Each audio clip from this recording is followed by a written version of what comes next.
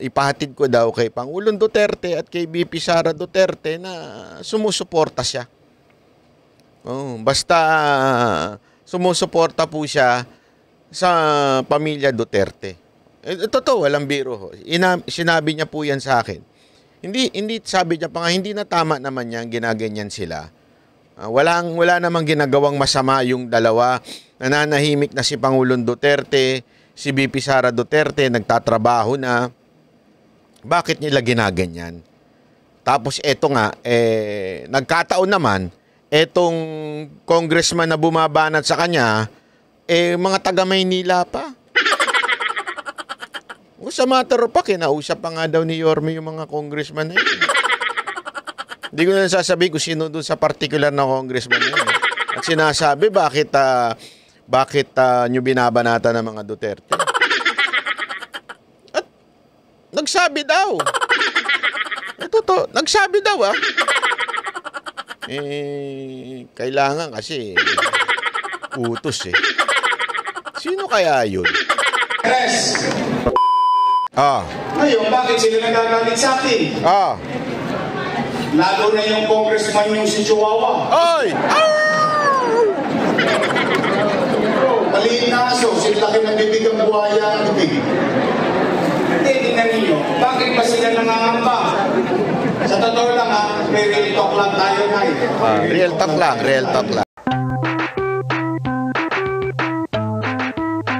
At alam nyo, nakakagulat po itong napakinggan ko ho dahil dito ho ay pinitik po ni Yorme o si Isko Moreno, walang iba kung hindi yung mga tuwadkom. Totoo ba yan, Manat Bay? Oo, isa sa mga membro ng ASO ni Tambi ay binanatan po ni Yorme.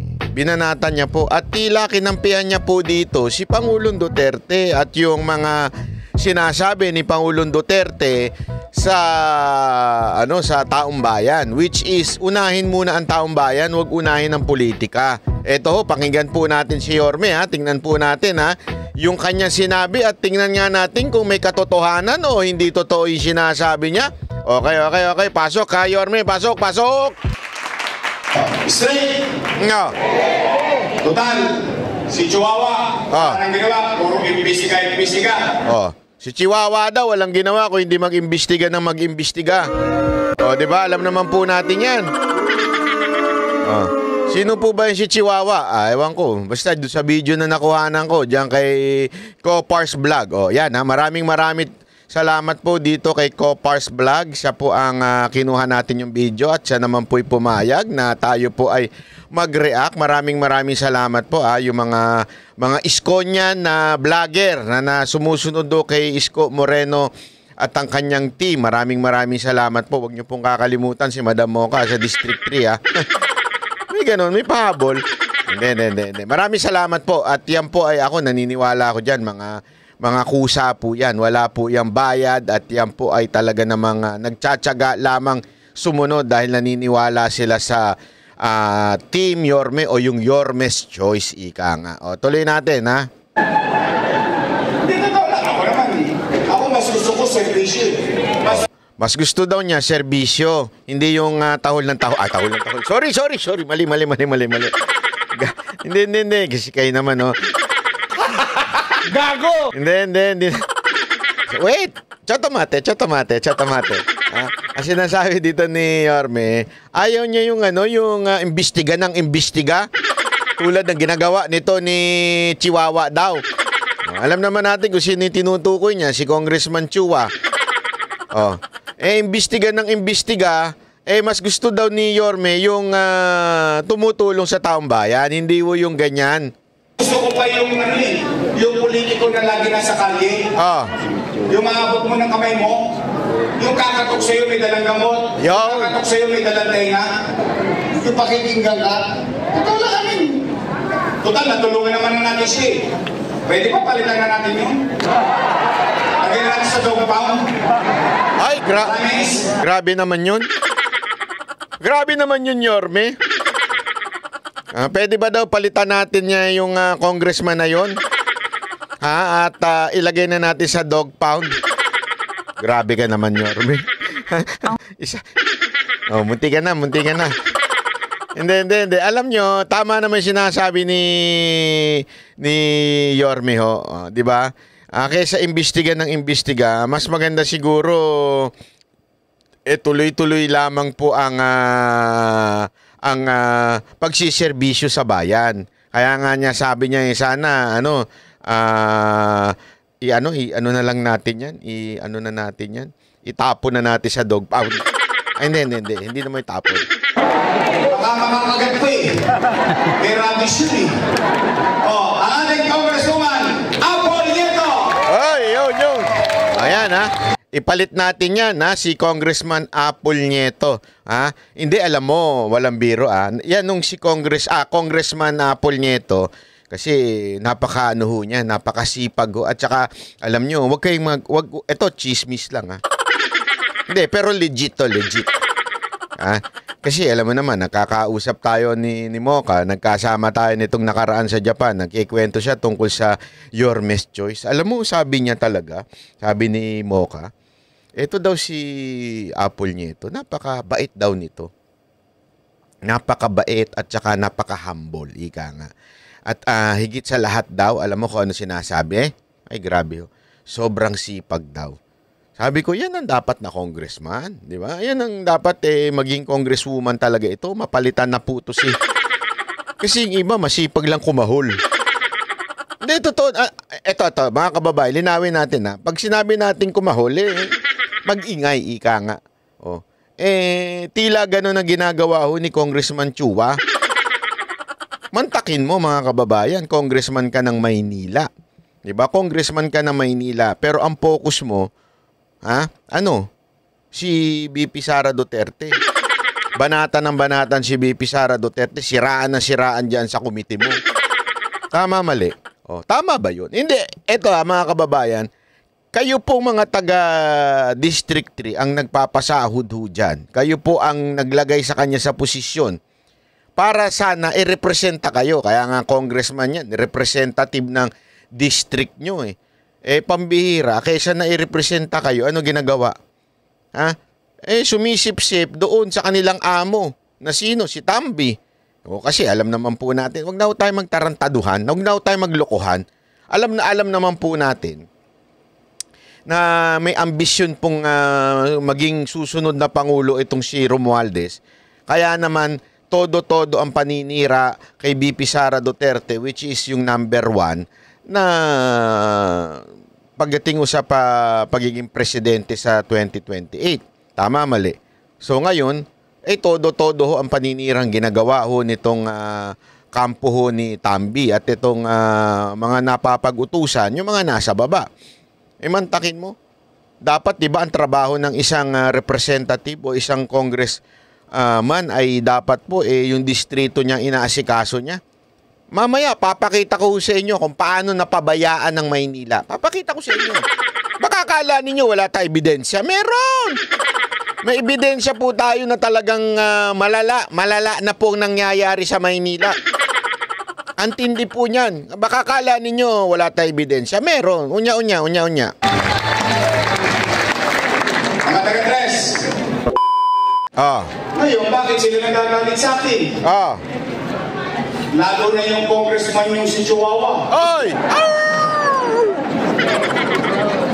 Maliit na aso, sila laki ng bibig ang buhaya ang bibig.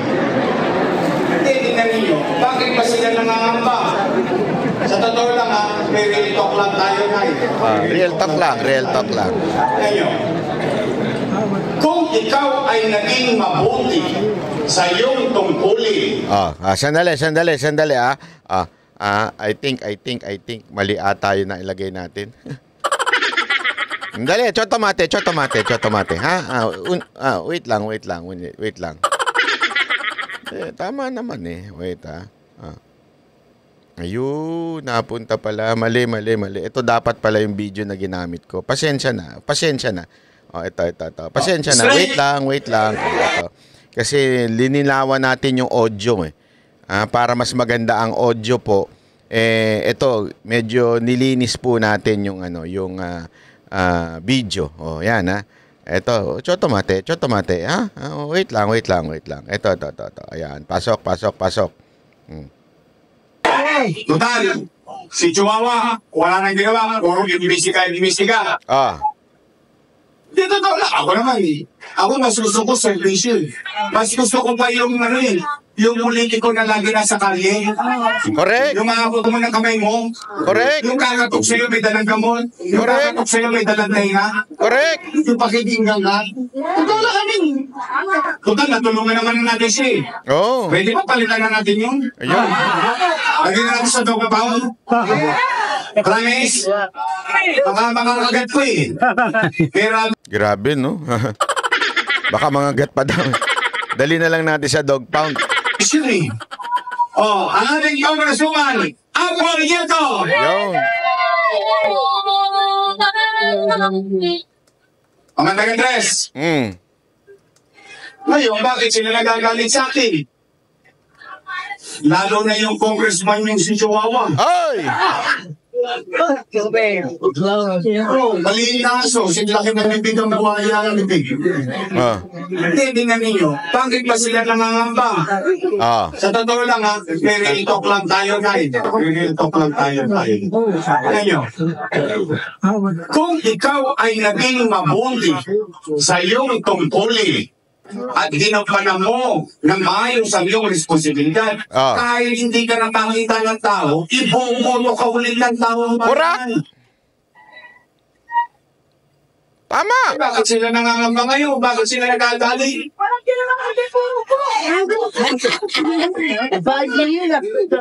Tingnan ninyo, taong bayan na sumisigaw, bumalik na. Sila sumigaw, wala na babalik! Napanood niyo ba yun? Nasigawan ako eh.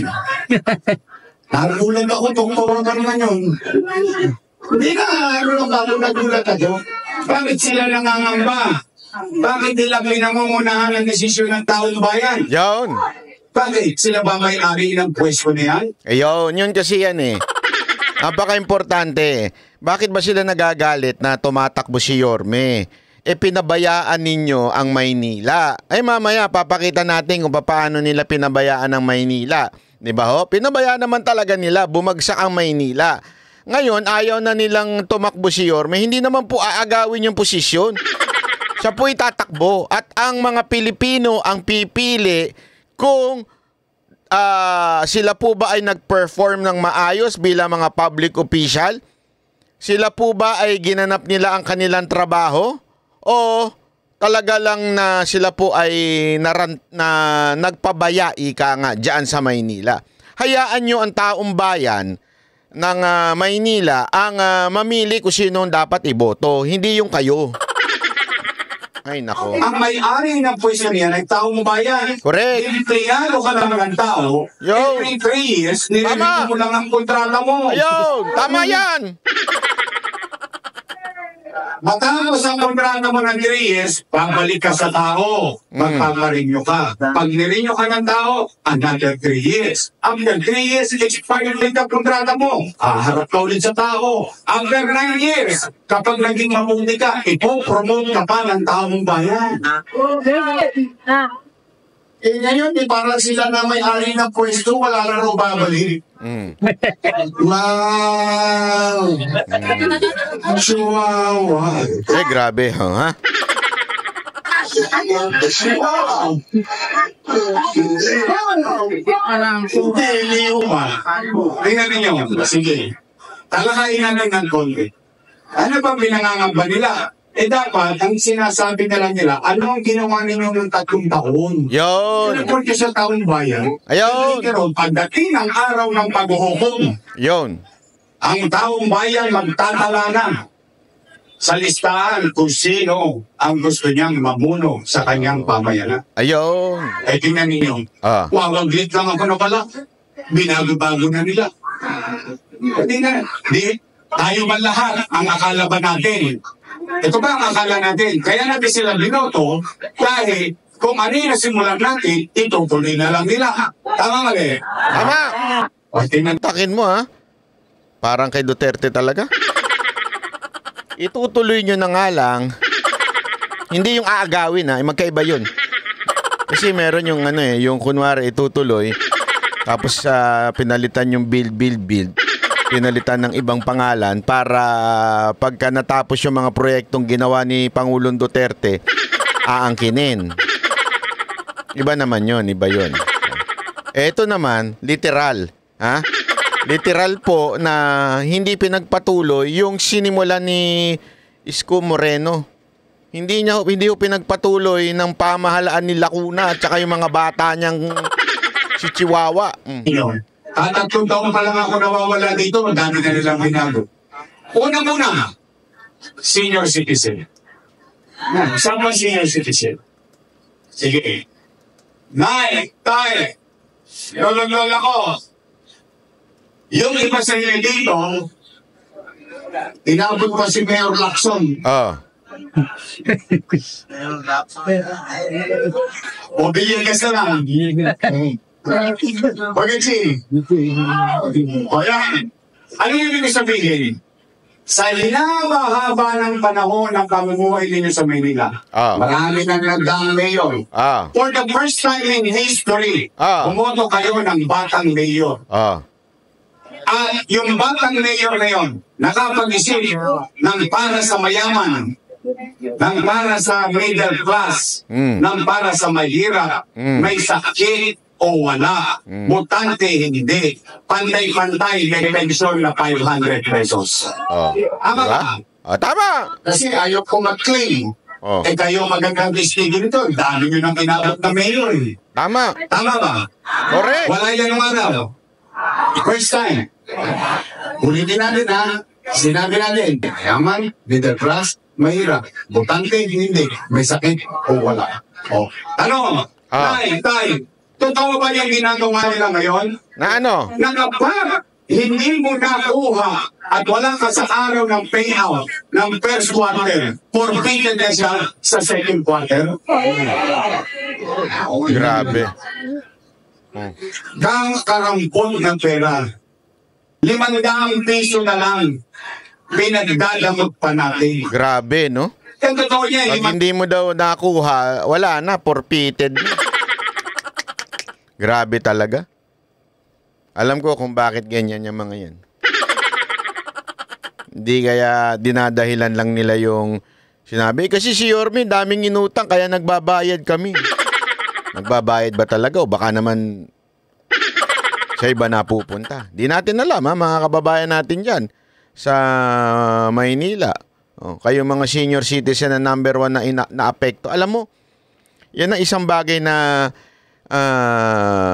alam mo, masasabi kong talagang malapit ang puso ni Yorme do sa mga matatanda, sa mga senior citizen. Kaya nga, alam mo, gustong-gusto ni Mocha kasi nga, yung team, yung Yorme's Choice, dahil ganun din po siya, malapit din po sa mga matatanda po si Mocha, sa mga lola, lolo, di ba? Katulad ni Yorme, ganyan, malapit din po sa mga lolo't lola. Tapos biglang ultimo 500, pagdadamot pa ng mga Lacuna's Choice, kadiri, labo ninyo, di ba?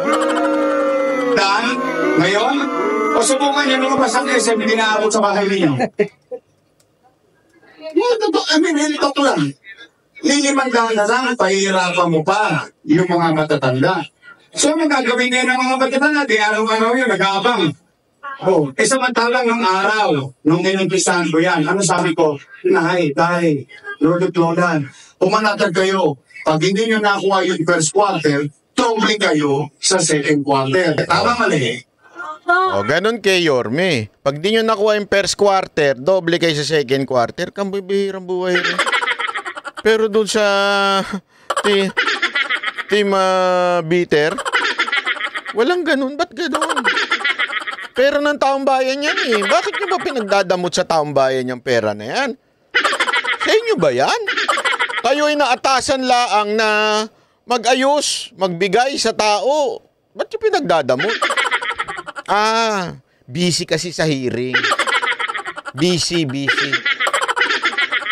Hindi, sasabihin na naman nila, Banat Bay, hindi naman mayor si Congressman Chua. Oo, pero syempre team yan eh. Magkakasama sila dyan eh. Team yan ng Lacuna, yung mayor, tapos yung mga tulonggis niyang mga congressman.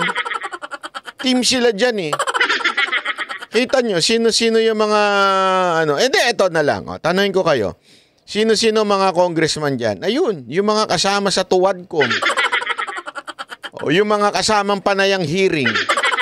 Kaya nga ako dito, ramdam ko na pinagtanggol ni Yorme si Pangulong Duterte. Pinagtanggol niya dito. Bakit kanyo? Kasi sinasabi niya, hearing kayo ng hearing. Hindi naman yan. Tsaka nakausap ko rin po si Yorme. Yan din po ang lagi niyang sinasabi. Bakit ba laging hearing ng hearing? Tapos na yan eh. Tapos na po yung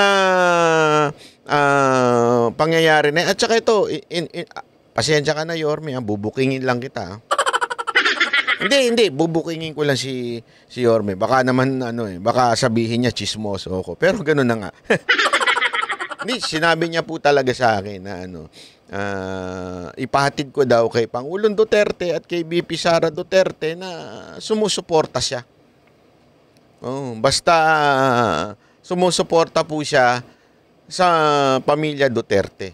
Totoo, walang biro. Sinabi niya po yan sa akin. Hindi sabi niya pa nga, hindi na tama naman yan, ginaganyan sila. Wala namang ginagawang masama yung dalawa. Nananahimik na si Pangulong Duterte, si VP Sara Duterte, nagtatrabaho na. Bakit nila ginaganyan?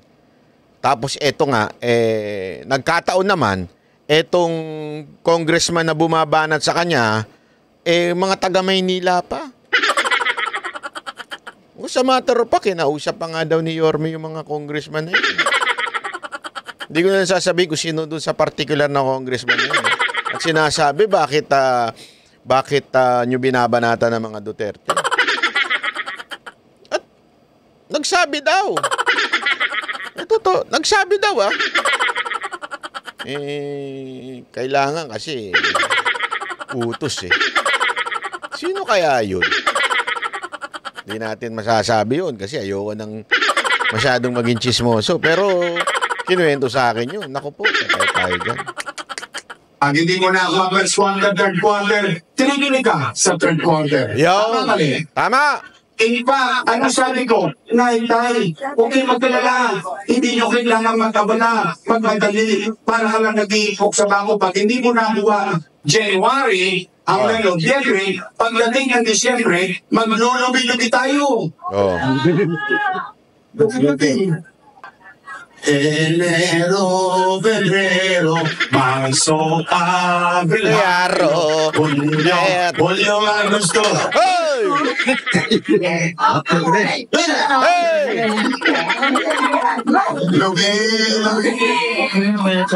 Ganado kayo. Ayan po yung sinabi ni Yorme. At ito, ipapakita ko sa inyo Ipapakita ko sa inyo kung anong nangyari sa 3 taon ng Team Lacuna. Ito po ang nangyari sa 3 taon ng Team Lacuna. Magkakasama po yan. Si Mayor Lacuna, yung kanyang vice presidente, vice na mayor na panay ngiti lang ang ginagawa. Yung mga congressman niya na walang inatupag kung hindi siraan ng mga Duterte, ano naging resulta? Ito po. Yan po ang naging resulta. Manila ranked as a Southeast Asia's most dangerous city. Grabe. Mantakin mo tayo. Ako nakapunta na ako dyan sa Kuala Lumpur.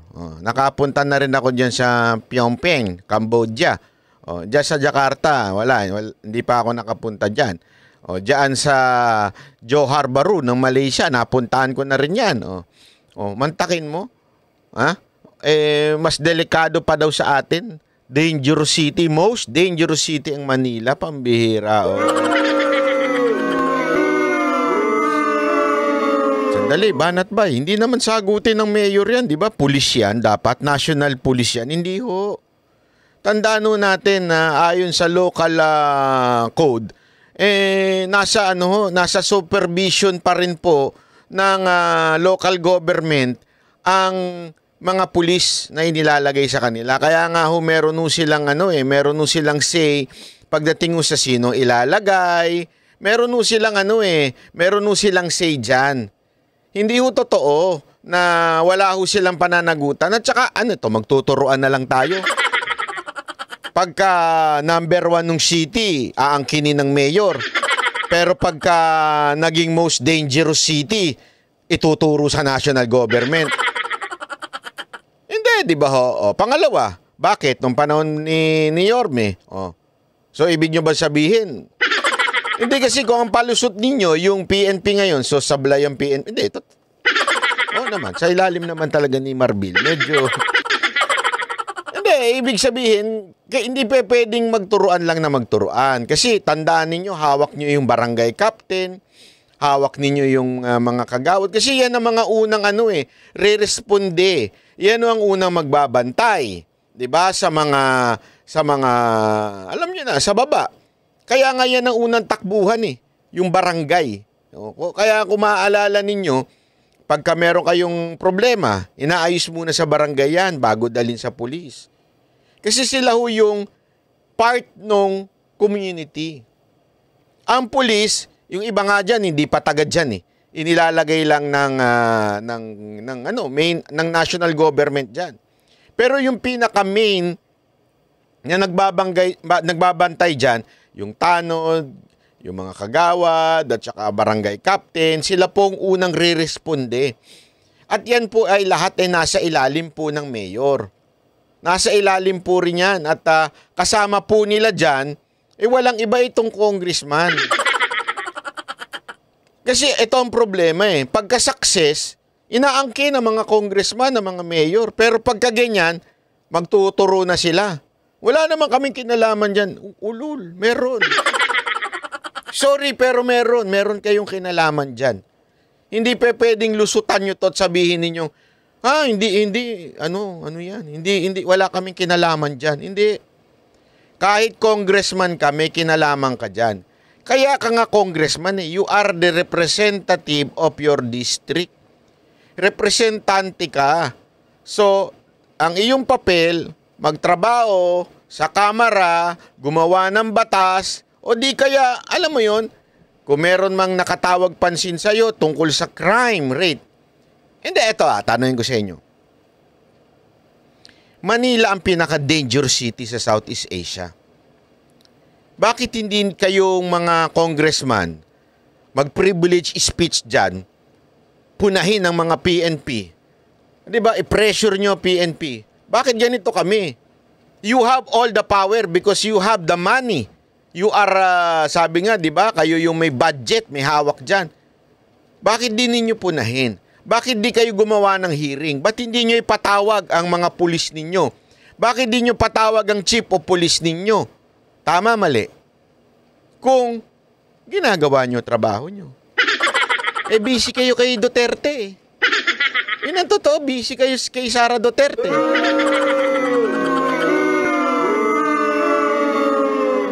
Kasi yun ba utos ng pinuno ninyo? Siraan ng mga Duterte?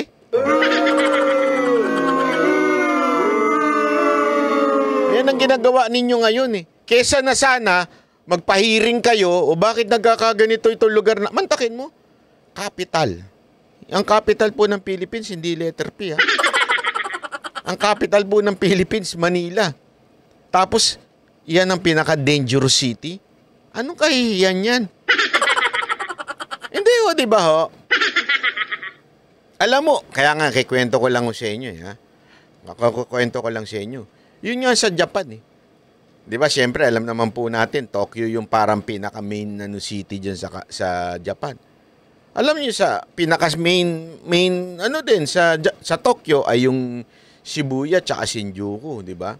Kaya nga sa Shibuya, pinagbawal na yung Sa Tokyo, pwede yung umiinom sa labas. Pero sa Shibuya, pinagbawal na nila yun. Kasi ganun sila pag nakakita sila ng something. Kasi nga nagkaroon ng yung mga I think it was the Halloween, nagkaroon ng konting problema minsan, dumadami yung manginginom tapos nasa karsada. Pinagbawal ho nila. Sino ang gumawa nun? Kapulisan lang po ba? Hindi. Ang pulis po, they only execute laws. Batas. Ordinansa sa Pilipinas. Di ba? Bakit hindi natin pagukulan ng pansin yun? Don't tell me, porket ka congressman ka, hindi mo pwedeng kausapin si mayor. At sabihan mo si mayor, tangina, kung kampanya nga, sama-sama kayo dyan. Pwede mong katukin. Mayor, ano na nangyayari sa lugar natin? Ano na, bakit ganito to? Gusto mo ba ng proyekto? O ayusin mo ang Maynila. Ayusin mo yung maging safe tayo. Paano papasok ang mga negosyante niyan? Kung mababasa nila yan, Manila rank as Southeast Asia most dangerous city. Di ba? Anak kayo ng tutsang kalabaw. Yan yung sinasabi ko eh. Di ba? Sana naman po, sana, instead na namumulitika kayo, excuse me po, kesa siguro naalala ako ni Chua. Sandali lang, inom lang ako. Ayan. Kesa na namumulitak ka kayo, sana man lang asikasuhin na ninyo yung problema.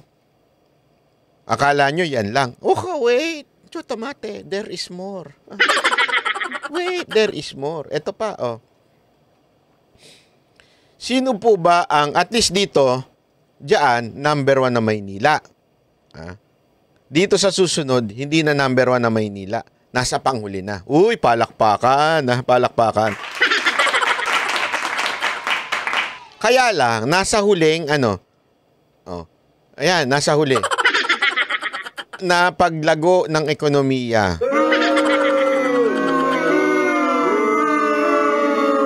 Sa Pilipinas, mantakin mo. Nasa huli ang City of Manila. Nakakahiya.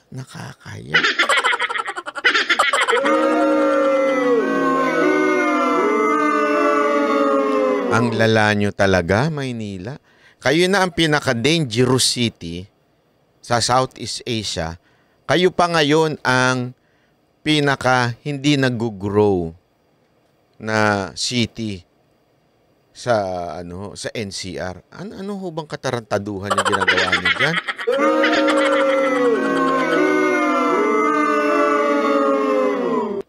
Sana ho asikasuhin niyo na 'yan. Alam niyo kung bakit? Kasi don't tell me magpapalusot na naman kayo diyan. Sasabihin niyo hindi naman namin cargo 'yan National government yan. Huwag ganun. Kung magpapalusot lang pala kayo magpapalusot, bumaba na lang kayo sa mga pwesto ninyo. Di ba? Bumaba na lang kayo sa mga pwesto ninyo. Ako na. Hindi pala ako. Palitan na ng Yorme's Choice. Hindi, kaya nga alam nyo mga kababayan, importante ho Ito, linawin natin. Napaka-importante, pag kayo ay boboto kay Yorme, ang iboto nyo yung buong team niya. Kasi sigurado ko, alam ko nang mangyayari pag hindi nyo binoto yung team ni Yorme. Ang inilagay nyo dyan yung mga nasa team pa ni Lacuna. Sigurado ko.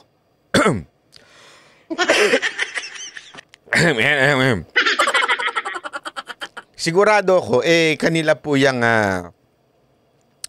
guguluhin o pipigilan nila yung mga gagawin ni Yorme. Kaya dapat, straight Yorme's Choice tayo. Palakpakan.